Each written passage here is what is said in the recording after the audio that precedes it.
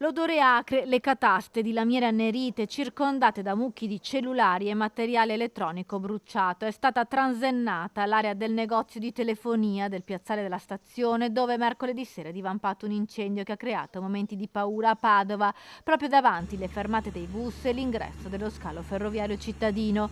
L'allarme è stato dato da decine di testimoni che hanno visto una densa nube di fumo nero uscire dal negozio che era chiuso. Fortunatamente nessuno è rimasto ferito, ma i danni sono ingenti, si stima circa 50.000 euro, e l'intera palazzina di 7 piani è stata evacuata. Le squadre dei Vigili del Fuoco sono accorse dalla centrale, dal distaccamento di Abano Terme e anche con i volontari di Borgorico, con 4 autopompe, 2 autobotti e il carro aria. I Vigili del Fuoco sono riusciti ad entrare nel negozio che era completamente stipato di materiale, riuscendo ad individuare il focolaio principale ed evitando così l'estensione delle fiamme agli altri negozi vicini e all'intera palazzina. Una volta spente le fiamme e verificata l'agibilità dello stabile, le persone evacuate hanno potuto fare rientro nei propri appartamenti. Sul posto anche il vice sindaco Andrea Michalizzi.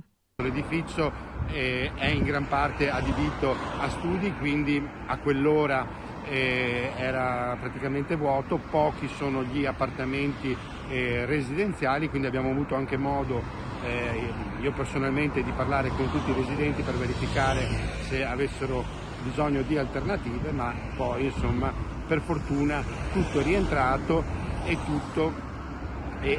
tutti sono rientrati nelle proprie abitazioni. È sempre importante verificare le condizioni di sicurezza dei nostri locali, attività commerciali, abitazioni, perché una piccola distrazione o una mancata manutenzione possono causare dei danni molto importanti. Ieri per fortuna non si è fatto male a nessuno.